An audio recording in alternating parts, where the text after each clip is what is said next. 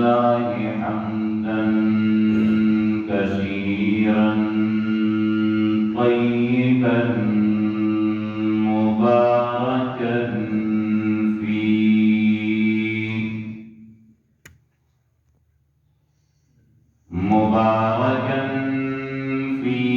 مباركا عليه كما يحب ربنا ويرضى ونشهد أن لا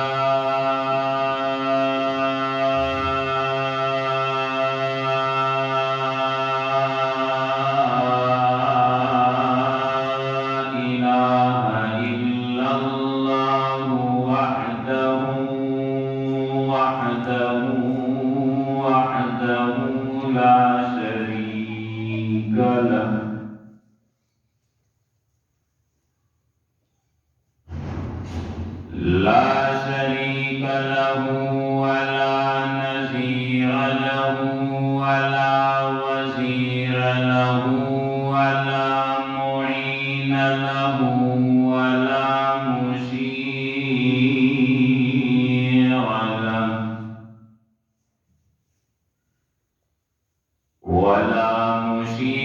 له ولا مكاذب له ولا مكارم له ولا ضد له ولا ند له ولا مثل له ولا مثال له.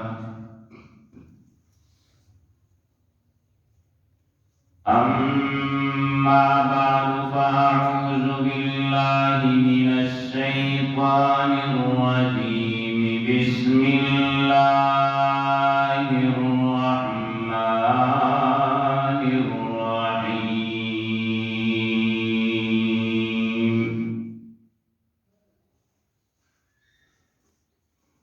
اتل ما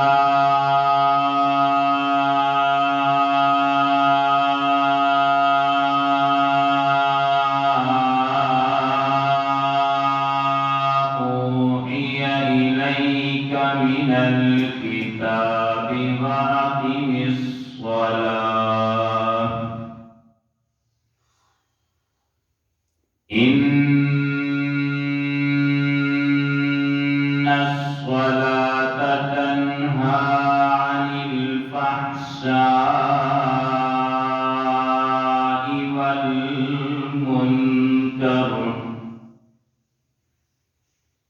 قال الله تعالى في مقام أخرى: أقم الصلاة طرفي النهار وزلفا من الليل إن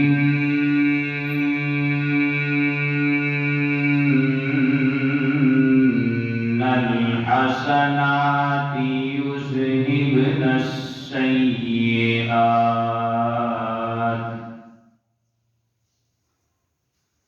قال النبي صلى الله عليه وسلم: قرة عيني في الصلاة. قال النبي صلى الله عليه وسلم: الصلاة مفتاح الجنة. قال النبي صلى الله عليه وسلم: الصلاة وما ملكت أيمانكم، أو كما قال رسول الله صلى الله عليه وسلم: آمنت بالله صدق الله العظيم وصدق رسوله النبي الكريم، ونحن على ذلك لمن الشاهدين والشاكرين والحمد الحمد لله رب العالمين.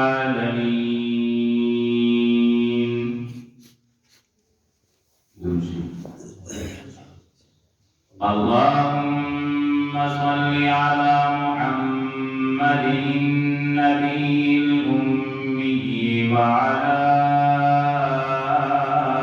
آله وعلى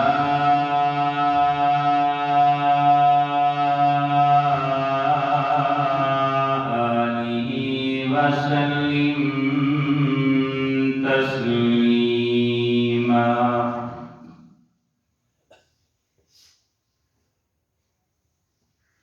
انتہائی واجب الاحترام قابل صد تکریم بزرگوں، دوستوں اور ساتھیوں، قرآن مجید فرقان حمید کی چند آیت مبارکہ اور پیارے پیغمبر جناب محمد رسول اللہ صلی اللہ علیہ وسلم کی چند احادیث مبارکہ آپ حضرات کے سامنے تلاوت کی. اللہ رب العزت سے دعا ہے کہ اللہ تعالی حق اور سچ کہنے کی توفیق عطا فرمائے. بعد اس کے جو کچھ عرض کیا جائے اللہ تعالی ہم سب کو اس پر عمل کرنے کی توفیق عطا فرمائے. نماز کی فضیلت اور اہمیت کے حوالے سے قرآن مجید، فرقان حمید اور پیارے پیغمبر جناب محمد رسول اللہ صلی اللہ علیہ وسلم کی احادیث کی روشنی سے کچھ معروضات آپ کی گوش و گزار کرنا چاہوں گا. نماز انتہائی اہمیت والی عبادت ہے جس کو اللہ رب العزت نے بلا تفریق ہر مسلمان، مرد و عورت، صحت و بیمار، مسافر و مقیم پہ فرض فرمائی ہے. باقی جتنے بھی شریعت مطہرہ کے احکام و فرائض ہیں ان کے لیے اللہ تعالی نے کسی نہ کسی نصاب کو متعین فرمایا ہے. لیکن نماز ایک ایسی عبادت، ایک ایسا فریضہ ہے کہ جس کے لیے کوئی نصاب وغیرہ متعین نہیں ہے، بلکہ جس آدمی نے اپنی زبان سے کلمہ طیبہ کا اقرار کیا اور دل سے اس کی تصدیق کی تو اس پر دن میں 5 وقت کی نماز فرض ہو چکی. اب اگر یہ نماز ادا کرتا ہے، نماز پڑھتا ہے تو پڑھنے پہ اسے اجر ملے گا، اور اگر چھوڑتا ہے تو چھوڑنے پہ اسے گناہ ملے گا. اس لیے قرآن مجید فرقان حمید کے اندر عبادات میں سے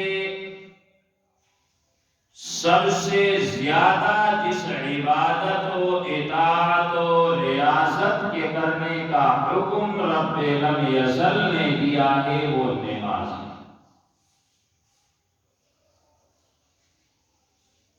اور احادیث طیبہ کے اندر پیارے پیغمبر جناب محمد رسول اللہ صلی اللہ علیہ وسلم نے اپنے قول و فعل و تقریر کے کے اندر سب سے زیادہ جس عبادت کا حکم دیا ہے وہ بھی نماز ہے۔ یہاں تک کہ پیارے پیغمبر جناب محمد رسول اللہ صلی اللہ علیہ وسلم مرض الوفات میں تھے، دنیا سے جانے کے آپ کے آخری ایام چل رہے تھے، اور اگر یوں کہا جائے تو بیجا نہیں ہوگا کہ پیارے پیغمبر جناب محمد رسول اللہ صلی اللہ علیہ وسلم کا آخری پیغام جو اپنے امت کے نام تھا وہ یہی تھا کہ الصلاۃ الصلاۃ وما ملکت ایمانکم، کہ میں محمد عربی صلی اللہ علیہ وسلم دنیا سے جاتے ہوئے قیامت تک آنے والے اپنے امت کے ہر ایک فرد کو جس چیز کا پیغام دے رہا ہوں وہ یہ ہے کہ نماز اور اپنے ماتحت لوگوں کا خیال رکھنا۔ مطلب کیا ہے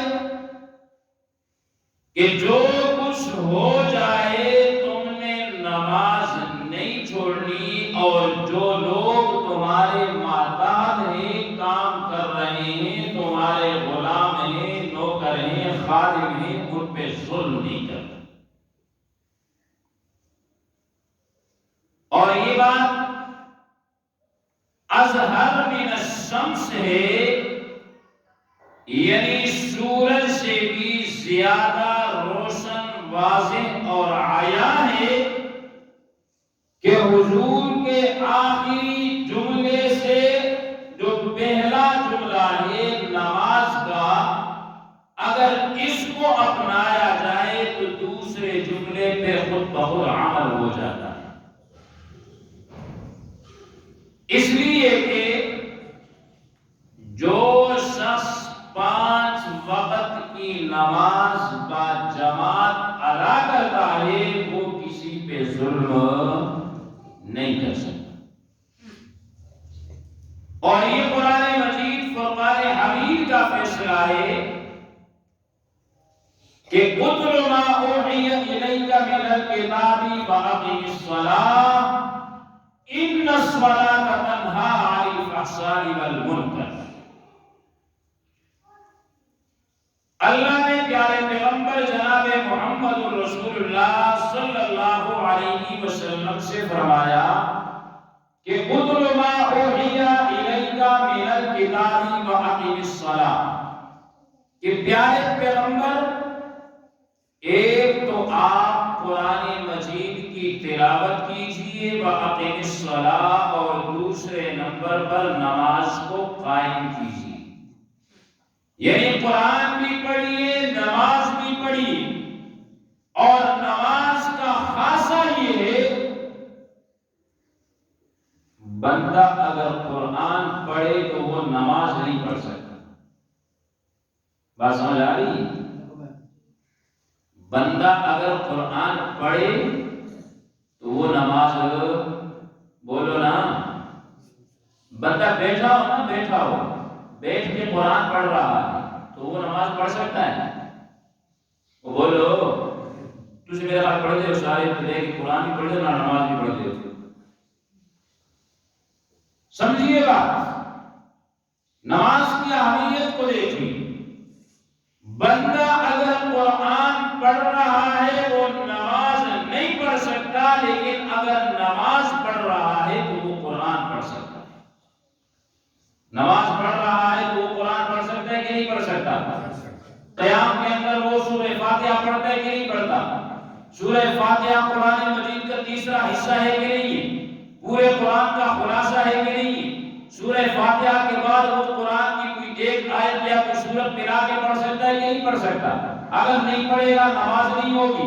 تو اس لیے نماز کی اہمیت کا اندازہ لگائیں کہ اللہ رب العزت نے اس آیت مبارکہ کے اندر پیارے پیغمبر جناب محمد رسول اللہ صلی اللہ علیہ وسلم کو دو باتوں کا حکم دیا ہے کہ اتل ما اوحی الیک من الکتاب، کہ میرے محبوب پیغمبر جو کتاب آپ کی طرف وحی کی جا رہی ہے، جو قرآن آپ کی طرف بھیجا جا رہا ہے، میں اللہ آپ کو ایک یہ حکم دے رہا ہوں کہ اس قرآن کی تلاوت کرتے رہنا، اس قرآن کو پڑھتے رہنا، اس لیے کہ اس کا پڑھنا یہ باعث اجر بھی ہے، اس کا پڑھنا یہ باعث فضیلت بھی ہے، اس کا پڑھنا یہ باعث رحمت بھی ہے، اس کا پڑھنا یہ قابل برکت بھی ہے، اس کا پڑھنا یہ قابل نعمت بھی ہے۔ اور ساتھ میں اللہ نے حکم دیا کہ وَأَقِمِ الصَّلَاةَ، پیارے محبوب قرآن پڑھنے کا بھی میں حکم دے رہا ہوں، لیکن ساتھ ایک اور عبادت بھی ہے،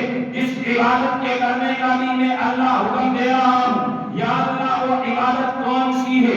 اللہ فرماتے ہیں وہ نماز کی عبادت ہے۔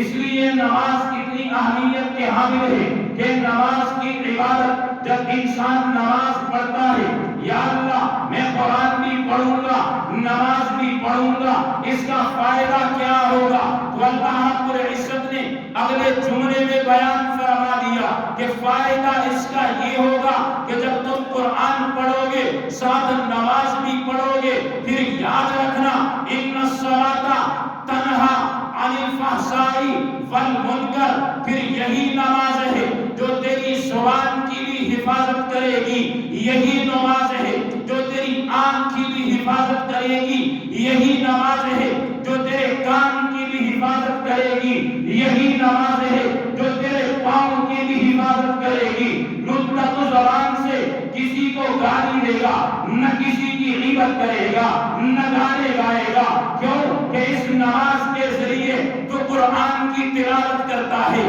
اس زبان کے ذریعے تو نماز میں رب کا قرآن پڑھتا ہے، اور رب کا یہ وعدہ ہے کہ ان الصلاۃ تنہا عن الفحشاء والمنکر، جس نے نماز کو پڑھا، جس نے نماز کو قائم کیا، اس نماز کی برکت سے اللہ اس کو بے حیائی اور برائیوں سے دور کر دیتا ہے۔ اللہ رب العزت نماز پڑھنے والے کو بے حیائی اور برائیوں سے کیا کر دیتا ہے؟ دور کر دیتا ہے۔ نماز کو نماز سمجھ کے اس کے آداب و ارکان کا خیال رکھ کے اگر بندہ پڑھے تو یاد رکھنا، نماز پڑھے اور غلط کام کرے، نماز پڑھے اور چوری کرے، نماز پڑھے اور زنا کرے، نماز پڑھے اور شراب پیے، نماز پڑھے اور کسی پہ تہمت لگائے، نماز پڑھے اور حضور کی سنتوں کا مذاق اڑائے، نماز پڑھے اور یہ چغل خوریاں کرتا رہے، یہ نہیں ہو سکتا۔ اگر کوئی شخص نماز پڑھتا ہے، اگر کوئی شخص نماز 5 وقت کی پڑھتا ہے اور ساتھ میں کوئی غلط کام بھی کر رہا ہے تو اس کو اپنی نماز پہ توجہ دینی چاہیے۔ اس کو کس پہ توجہ دینی چاہیے؟ نماز پہ توجہ دینی چاہیے، اس لیے کہ آسمان تو گر سکتا ہے لیکن رب کا قرآن جھوٹا۔ اللہ نے قرآن میں واضح فرما دیا نا کہ ان الصلاۃ تنہا عن الفحشاء والمنکر، کہ نماز پڑھیں گے تو نماز تمہیں بے حیائی اور برائی سے کیا کرے گی؟ روکے گی۔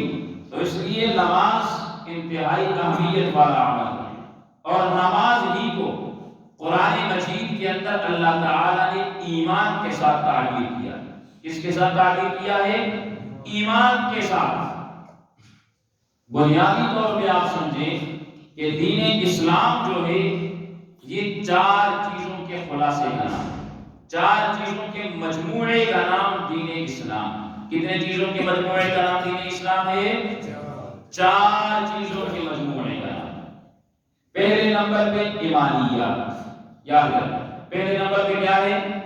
ایمانیات، دوسرے نمبر پہ عبادات، تیسرے نمبر پہ معاملات، اور چوتھے نمبر پہ اخلاقیات۔ یہ 4 چیزیں یعنی ایمان بھی ہو، عبادت بھی ہو، معاملات بھی ٹھیک ہو، لین دین ٹھیک ہو اور اخلاق بھی ٹھیک ہو، یہ چار چیزیں اگر انسان کے اندر پائی جائے تو سمجھو کہ یہ شخص دین اسلام پہ چل رہا ہے۔ اگر ان میں سے کوئی ایک چیز نہیں ہے تو پھر سمجھو کہ ہمارے دین کے اندر، ایمان کے اندر، اسلام کے اندر بہت زیادہ کمی ہے۔ سمجھ آ رہی میری بات؟ تو چار چیزیں دین اسلام کے مجموعے کا نام ہے: ایمانیات، عبادات، معاملات اور اخلاقیات۔ پھر ان چار میں سے جو پہلے دو چیزیں ہیں ان کا مقام دوسرے دو سے زیادہ ہے، یعنی ایمانیات اور عبادات کا مقام۔ پھر عبادات اور ایمانیات میں سے سب سے بڑا مقام جو ہے وہ ایمانیات کا ہے، اس لیے کہ ایمان اگر نہیں ہے تو کوئی عبادت کی قابل قبول، عبادتوں کی قبولیت کے لیے ایمان کا ہونا ضروری ہے۔ اگر ایمان نہیں ہے تو کوئی عبادت بھی اللہ کی بارگاہ میں قابل قبول نہیں ہے۔ اور پھر مزے کی بات کہ جس طرح ہر چیز کا ایک ظاہری وجود ہوتا ہے اور ایک باطنی وجود ہوتا ہے، جیسے انسان ہے، انسان کا ظاہری وجود کیا ہے؟ روح ہے۔ انسان کا ظاہری وجود کیا ہے؟ روح ہے نا۔ فَيَكُونَ سَمِعْنَا وَأَطَعْنَا ممبر تو جلی گلام نہیں ہے، سیاق میں جتنے دیئے گا جو بات ممبر سے آئی گی ہم نے اسی کی تصدیق کر لی۔ ایک ظاہری وجود ہوتا ہے، ایک باطنی وجود ہوتا ہے۔ ظاہری کا مطلب کیا ہے؟ کوئی نظر آنے والا، یہ جو یاد ہے نا روح ہندی جنہوں نے کہا روح نظر آ جاتی ہے۔ ظاہری وجود یہ جو ہمارا جسم ہے یہ ظاہری وجود ہے، اور باطنی وجود روح۔ باطنی وجود کیا ہے؟ روح ہے۔ اسی طرح ایمان جو ہے، ایمان کے بھی ظاہری وجود ہے ایک، اور دوسرا باطنی وجود ہے۔ ایمان کا جو باطنی وجود ہے وہ کیا ہے؟ تصدیق قلبی، دل سے اس بات کی تصدیق کرنا کہ میں اللہ کی وحدانیت اور رسول اللہ صلی اللہ علیہ وسلم کی رسالت پہ ایمان لا رہا ہوں۔ یہ ہے ایمان کا باطنی وجود۔ اور ایمان کا ظاہری نظر آنے والا جو وجود ہے وہ نماز ہے۔ ایمان کا ظاہری اور نظر آنے والا وجود کیا ہے؟ نماز ہے۔ اسی لیے پیارے پیغمبر جناب محمد رسول اللہ صلی اللہ علیہ وسلم نے فرمایا کہ کفر اور اسلام کے درمیان فرق کرنے والی چیز جو ہے وہ نماز ہے۔ صحابہ کرام کیا فرماتے ہیں کہ ہم نے اگر یہ اپنے دور میں دیکھنا ہو کہ کون سا آدمی مسلمان ہے اور کون سا کافر ہے تو ہم دیکھتے تھے کہ کون نماز پڑھتا ہے اور کون نہیں پڑھتا۔ اگر کوئی شخص نماز پڑھنے والا ہوتا تو ہم اسے مسلمان سمجھتے تھے، اور اگر کوئی شخص نماز نہیں پڑھتا تھا تو ہم اسے کافر سمجھتے تھے۔ ظاہری اعتبار سے اب دل کے اندر جا کے تو ہم نے نہیں نہ دیکھنا کہ کون سا بندہ ایسا ہے، کون سا بندہ ایسا ہے جس کے دل کے اندر حضور علیہ الصلوۃ والسلام کا کلمہ موجود ہے، کون سا بندہ ایسا ہے کہ جس نے پیارے پیغمبر جناب محمد رسول اللہ صلی اللہ علیہ وسلم کے لائے ہوئے دین کی تصدیق کی ہے۔ دل کا معاملہ ہم جان سکتے ہیں؟ بولو، دل کا معاملہ ہم نہیں جان سکتے، ہم نے ظاہر کو دیکھنا ہے۔ اور ایمان کا ظاہر وجود نماز ہے۔ اگر نماز ہی ہمارے اندر نہیں پھر ہمیں روح کرنا چاہیے، پھر ہم اپنے آپ کو مسلمان کہلوانے کے لائق نہیں ہیں، اپنے آپ کو حضور کے امتی اور حضور کے عاشق کہلوانے کے لائق نہیں ہیں، اپنے آپ کو پیارے پیغمبر کے فرمانبردار کہلوانے کے لائق نہیں ہیں، اس لیے کہ پیارے پیغمبر جناب محمد رسول اللہ نے اپنی زندگی کے اندر سب کچھ پیارے پیغمبر جناب محمد رسول اللہ نے امت کو دیا۔ آپ مسجد نبوی میں رہے، آپ نے نمازیں پڑھی، آپ غزوات کے اندر نکلے، آپ نے نمازیں پڑھی، ہر معاملہ لیٹ کیا، لیکن نماز کے معاملے کو پیارے پیغمبر نے لیٹ نہیں کیا، یہاں تک کہ پیارے پیغمبر جناب محمد رسول اللہ کا اپنی امت کے نام جو آخری پیغام تھا وہ بھی یہی تھا کہ الصلاۃ، میرے جانے کے بعد نماز کا خیال رکھنا۔ کس کا خیال رکھنا؟ نماز کا خیال رکھنا۔ تو میرے محترم، اگر نماز ہی ہمارے اندر نہیں، ہم اگر نماز ہی نہیں پڑھتے تو ہمیں اپنے ایمان پہ غور کرنا چاہیے۔ میں بہرحال یہ بات کرتا ہوں کہ اس ایمان پہ ہم امید لگا کے بیٹھے ہیں کہ یہ ایمان ہمیں جنت میں لے کے جائے گا اس کلمے کی وجہ سے۔ اور جی ہم کو توحیدی ہے نا، ہم تو اللہ کی وحدانیت کو مانتے ہیں کہ یہ کلمہ، یہ ایمان جو ہے یہ ہمیں جنت میں لے کے جائے گا۔ کبھی تنہائی میں بیٹھ کے سوچئے گا، کبھی تنہائی میں بیٹھ کے سوچئے گا کہ جو ایمان انسان کو 5 وقت مسجد میں نماز کے لیے نہیں لا سکتا، وہ ایمان ہمیں جنت میں کیسے لے کے جائے گا؟ 5 وقت مؤذن آذان میں ایک ہی کلمہ کہتا ہے کہ حی علی الفلاح، آؤ کامیابی کی طرف، آؤ کامیابی کی طرف۔ اور ہمارا قیامت کیا ہوتا ہے؟ ہمارا جواب کیا ہوتا ہے؟ لیکن ایک ہوتی ہے بات ظاہر کر دینا، جی میں نے یہ کام نہیں کرنا، سمجھ آ گئی میری بات؟ کوئی کہے کہ یہ آپ فلانا کام کر کے آؤ، تو آدمی آگے سے کہے جی میں نے نہیں کرنا، یہ واضح انکار ہو گیا۔ ایک آدمی ایسا ہے کہ کہتے ہیں فلانا کام کر لو، وہ کیا کہتا ہے؟ وہ کہتا کچھ نہیں، بس اپنے کام میں لگا رہتا ہے۔ ٹھیک ہے، آپ ٹھیک نہیں، تھک کے ہاٹی ایسی نہیں۔ اب انکار اس نے بھی کیا زبان سے کہ میں یہ کام نہیں کروں گا، دوسرے کو وہ بار بار کہتا ہے، وہ انکار نہیں کرتا لیکن وہ کام بھی نہیں کرتا، تو دنیا جرم کے اندر برابر ہے کہ نہیں؟ بولو، برابر ہے کہ نہیں؟ اب مؤذن کہے حی علی الفلاح، آؤ کامیابی کی طرف، اور جناب دکان پہ بیٹھے، اب وہاں سے اٹھ کے نہیں آ رہا نماز کے لیے، یہ تو نہیں کہتا کہ میں نماز نہیں پڑھتا، لیکن اپنے عمل سے یہ بتا رہا ہے کہ وہ لاکھ مرتبہ کہے کامیابی اس کے اندر ہے، لیکن میں کامیابی اسی میں سمجھتا ہوں، میں نماز کے لیے نہیں۔ مؤذن کہتا ہے حی علی الفلاح، آؤ کامیابی کی طرف، اور علامہ صاحب ڈیرے پہ بیٹھ کے گپے شپے لگا رہا ہے، اپنی زمین پہ بیٹھ کے زمیندارا کر رہا ہے۔ اللہ کہتا ہے کامیابی ادھر ہے، یہ بات یاد رکھنا، دونوں جرم کے اندر برابر کیسے نہیں ہیں۔ اگر کوئی انکار کرے کہ میں نہیں پڑھتا، یہ بھی اتنا ہی مجرم ہے جتنا کہ خاموشی سے بیٹھ کے مسجد میں نہ آنے والا شخص ہے۔ تو اس لیے نماز کسی بھی صورت کے اندر معاف نہیں۔ ہم تو اپنی مجلسیں برقرار رکھتے ہیں، جو مجلس لگی ہے اس کو جاری کر دیا، نماز کی فکر نہیں ہے۔ مؤذن لاکھ مرتبہ کہے کہ کامیابی ادھر ہے، ہم نہیں سمجھتے، لیکن یاد رکھنا ایک دن آنے والا ہے جو احتساب کا دن ہوگا، ایک دن آنے والا ہے جو احتساب کا دن ہوگا۔ جن مجلسوں پہ ہم فخر کرتے ہیں، جن دوستوں پہ ہم فخر کرتے ہیں کہ یہ کسی موڑ پہ ہمارا ساتھ نہیں چھوڑتے، وہ احتساب کا دن وہ نیب والے نہیں ہوں گے کہ نون لیگ کو چھوڑ دیا، پی ٹی آئی کو پکڑ لیا، پی ٹی آئی کو چھوڑ دیا، نون لیگ کو پکڑ لیا۔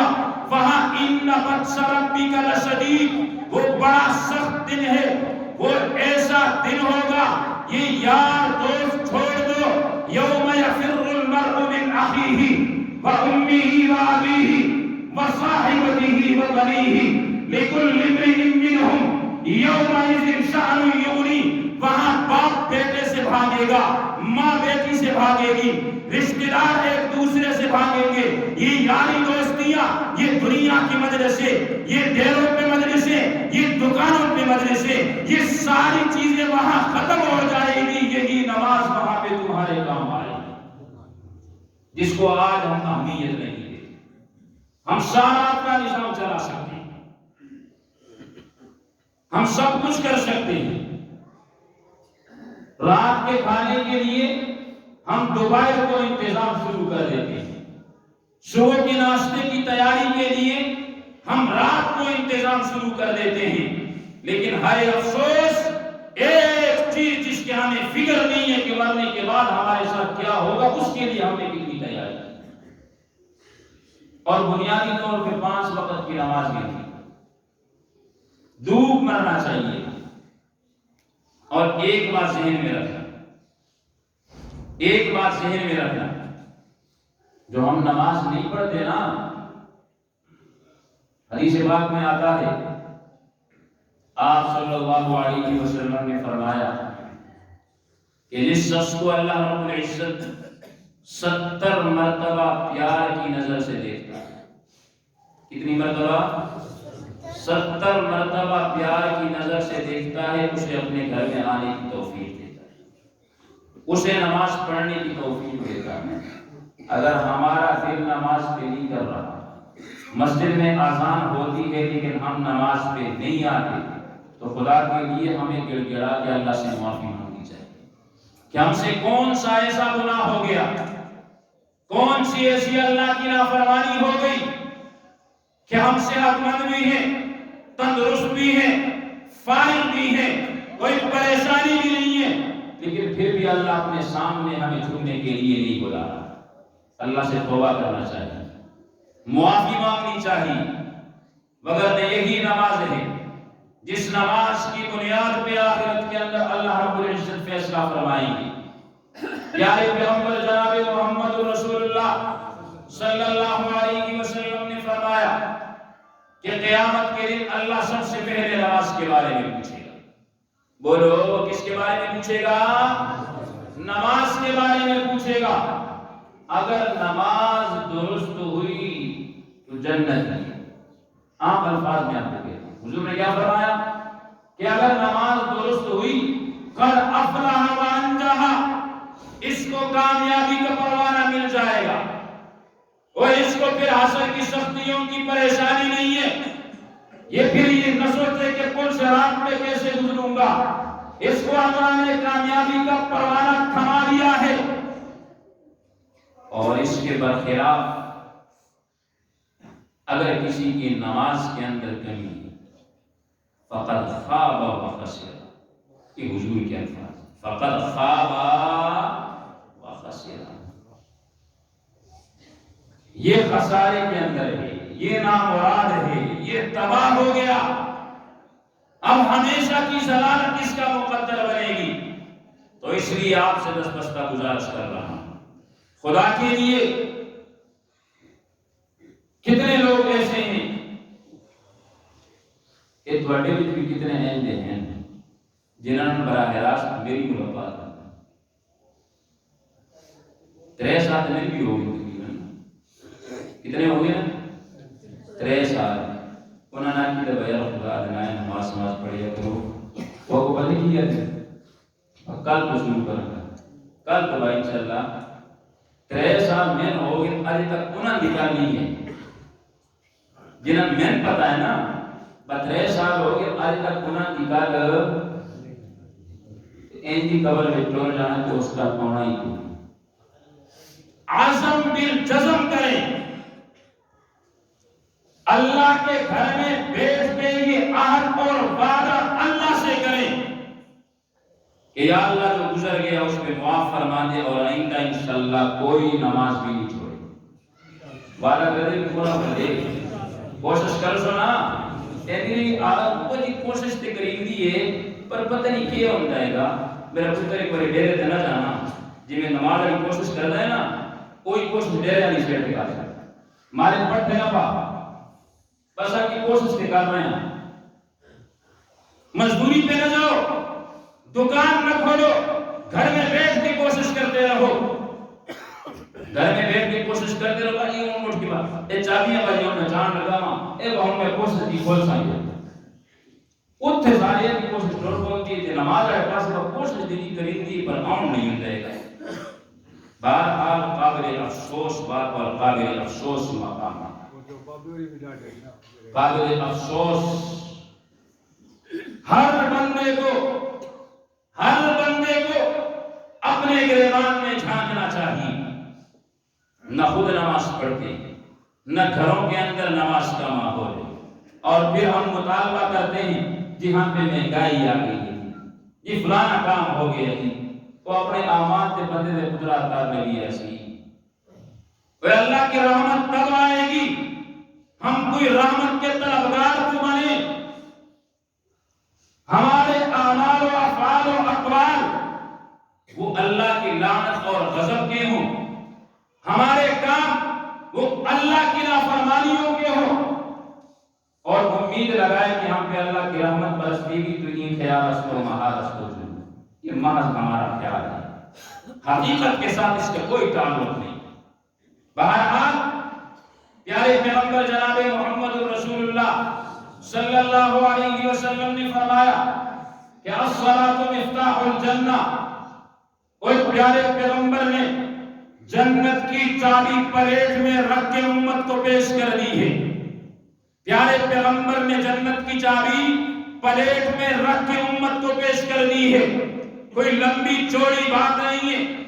فجر، ظہر، عصر، مغرب اور عشاء 5 نمازیں اللہ نے فرض کی ہے۔ پیارے پیغمبر نے فرمایا جنت کا ایک دروازہ ہے، اس دروازے کا نام باب الصلاۃ ہے، اس دروازے سے وہی لوگ جنت میں داخل ہوں گے جو دنیا میں نماز کی پابندی کرتے ہوں گے، جنہوں نے دنیا میں نمازیں پڑھی ہوگی۔ بے نمازی جائے گا، فرشتے اسے واپس دھکیل دیں گے۔ ساتھ میں پیارے پیغمبر نے فرمایا کہ الصلاۃ مفتاح الجنہ، کہ دنیا کے اندر رہ کر 5 وقت کی نماز کی پابندی کر لو، میں محمد تمہیں جنت کی چابی دے رہا ہوں۔ 5 وقت کی نماز کی پابندی کر لو اور جنت کی چابی لے لو۔ کتنا مشکل ہے؟ 24 گھنٹے میں اگر بندہ 5 نمازیں پڑھ لے تو میرا خیال وہ 30 گھنٹے 5 نمازوں پہ لگ جاتے ہیں۔ ایسے ہی ہے نا؟ کتنا ٹائم لگتا؟ 5 نمازوں کے سنت اور نوافل کے سارے اوقات ملانے تک بھی 1 گھنٹہ ٹائم نہیں بنتا۔ اللہ کی عبادت کے لیے ہم 1 گھنٹہ ٹائم نہ نکالیں اور پھر یہ ذہن اور نظریہ رکھیں کہ اللہ ہمیں جنت میں لے کے جائے گا، تو یہ ہماری خام خیالی ہے، اس کا حقیقت کے ساتھ کوئی تعلق نہیں۔ بہرحال قرآن مجید کی جو آیت مبارکہ آپ کے سامنے تلاوت کی، اس میں اللہ رب العزت نے فرمایا کہ اقم الصلاۃ طرفی النہار وزلفا من اللیل ان الحسنات یذہبن السیئات، کہ جو شخص 5 وقت کی نماز پڑھے گا اگر اس سے کوئی گناہ ہو بھی جائے تو اللہ رب العزت ان نیکیوں کی وجہ سے اس کی گناہ کو کیا کر دے گا؟ معاف فرما دے گا۔ اتنا اللہ دے رہا ہے یار، اتنا اللہ دے رہا ہے۔ اور خدا کی قسم ابھی سے اپنی عادت بنا لو، جتنے بھی بچے اور نوجوان بیٹھے ہیں نا، ابھی سے اپنی عادت بنا لو عبادت کی۔ یہ جو نوجوانی کی عبادت ہے یہ اللہ کو بڑی محبوب ہے۔ اور بڑھیا ہو گیا مڑ کے آؤ نہیں ہے نا، لیکن نوجوانی کے اندر اگر آپ اللہ کی عبادت نہیں کریں گے تو خدا کی قسم بڑھاپے کے اندر اللہ توفیق نہیں دے گا۔ ابھی اپنے آپ کو کھینچ لو، تھوڑا سا اپنے آپ کو شریعت کا پابند کر لو، کوشش کریں 5 وقت کی نماز باجماعت تکبیر اولیٰ کے ساتھ پڑھیں اور اپنی زندگی کے اندر انقلاب برپا ہوتے ہوئے دیکھیں۔ آپ کی زندگی کے اندر کتنا سکون آتا ہے، آپ کی زندگی کے اندر کتنی تبدیلی آتی ہے، لیکن اس کے لیے ہمیں اپنے آپ کو اللہ رب العزت کی بارگاہ میں پیش کرنا پڑے گا۔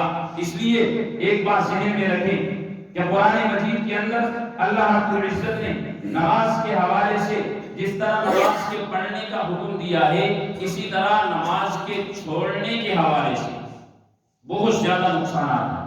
اور انشاءاللہ کیونکہ وہ عنوان ذرا لمبا ہے، اگلے جمعے پہ اس کو رکھیں گے کہ نماز چھوڑنے کے دنیوی اور اخروی نقصانات کتنے ہیں۔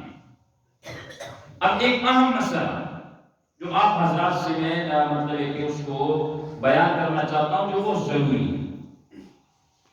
شریعت اسلام کے اندر جس طرح زندہ انسان کی عزت تحقیر، جس طرح زندہ انسان کی عزت و عظمت کا خیال رکھا گیا ہے، اسی طرح مردے کی بھی عزت و عظمت کا خیال رکھا گیا ہے۔ تن پتہ لگ گیا انہوں نے کیا کرنا چاہنا یار دیکھیں مثال کے طور پہ یہ قبرستان ہے ہمارا، اس میں جو مردے دفن ہیں وہ کون ہیں؟ وہ کوئی ہندوستانی ہے نا، کوئی تشکی پیو دادا والدہ بھائی بہن چاچا ماما ایک سارے نہیں میں دفن۔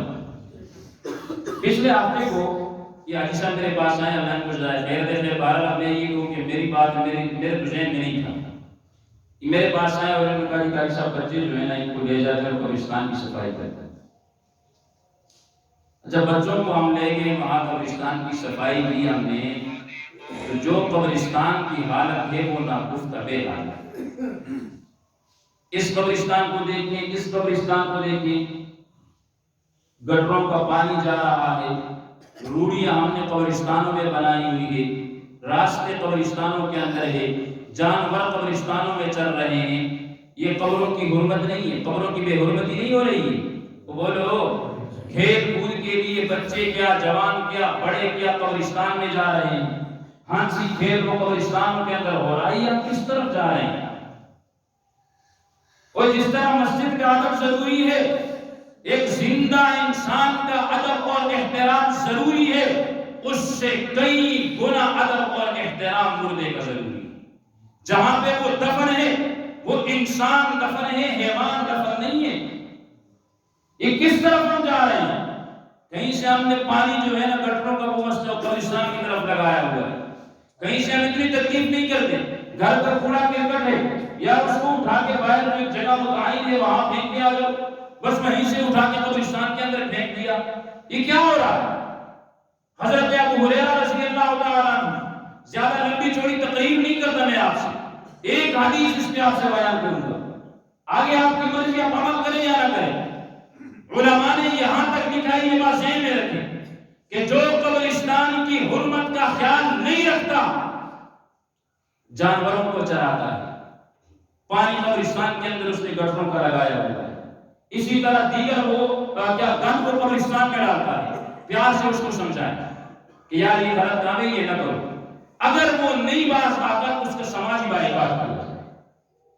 اور کل کو ہم نے بھی مرنے یہی دفن ہونا ہے یار، اپنے زندہ باپ میں کوئی کوڑا پھینک کے دکھائے نا، اس کے کمرے کی طرف گٹر کا پانی لگا کے دکھائے۔ جس طرح زندے کا ادب اور احترام زندہ انسان کا اسلام میں رکھا ہے، مردے کا بھی اسی طرح ادب اور احترام۔ یہ اسلام بڑا ہے، اسلام بات کر رہا ہوں، کسی کو اچھی لگے تب، کسی کو بری لگے تب۔ جو کام غلط ہے وہ غلط ہے، اور منبر رسول پہ بیٹھ کے اس منبر کے ساتھ خیانت نہیں کی جا سکتی۔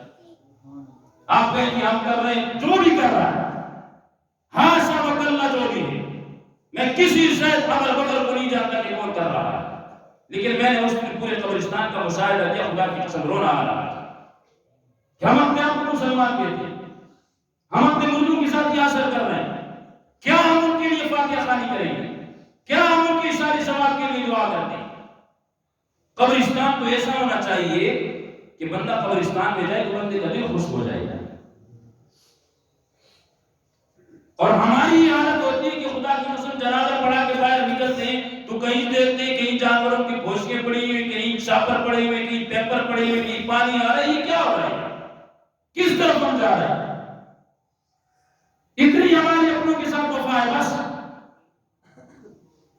بھارت میں آپ سے حدیث سنا رہا ہوں، حضور علیہ السلام جو بھی کرتے ہیں اپنا متبادل نظام بنائے اس کا، اور قبرستان کے اندر سے گزرتے ہیں، دیکھتے ہیں کوئی گند پڑا ہے، کوئی چیز پڑی تو اس کو اٹھا کے پھینک دے پائے، آپ کو اللہ اجر دے گا، ثواب دے گا۔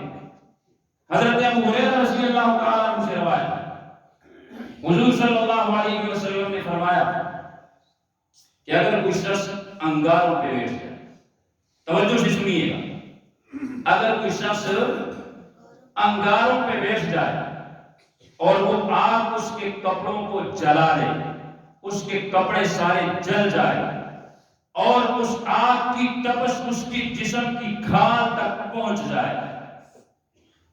یہ بات سمجھ میں آ گئی؟ انگاروں پہ بیٹھے، آگ اس کے کپڑوں کو جلا لے اور آپ کی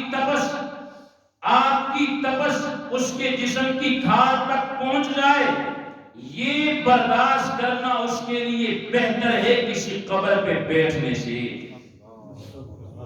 کسی قبر پہ بیٹھنے سے، یہ بیٹھنے کی بات ہو رہی ہے حدیث میں، اور ہم کس طرف جا رہے ہیں یار؟ اگر اتنا حضور نے قبرستان کی حرمت کو بیان کیا ہے کہ قبر پہ بیٹھنے کا اتنا بڑا گناہ ہے، تو وہاں پہ گند پھینکنا، جانوروں کو چرانا، جانوروں کے اندر میرے ساتھ عقل ہوتی ہے نا، وہ جب گزرتے اپنے لیے راستہ دیتی قبر کے اوپر میں نہیں گزرنا۔ تو اس لیے جس طرح آپ لوگ اپنے دیگر جو سماجی آپ لوگوں کے نظام ہے، سارا سسٹم آپ کا چل رہا ہے، مسجد آپ نے اچھی بنائی ہے، تعاون آپ اچھا کرتے ہیں، دارا آپ نے خوشی نمی کے لیے اچھا بنایا ہے، سارا سیٹ اپ آپ کا اچھا ہے، خدا کے لیے اس سنسان وادی میں بھی کبھی سوچ لیا کرے، یہ جو خاموش بستی ہے نا، اس کے بارے میں بھی کبھی سوچ لیا کرے۔ اللہ رب العزت شریعت مطہرہ میں عمل کرنے کی توفیق عطا فرمائے۔ آخر دعوانا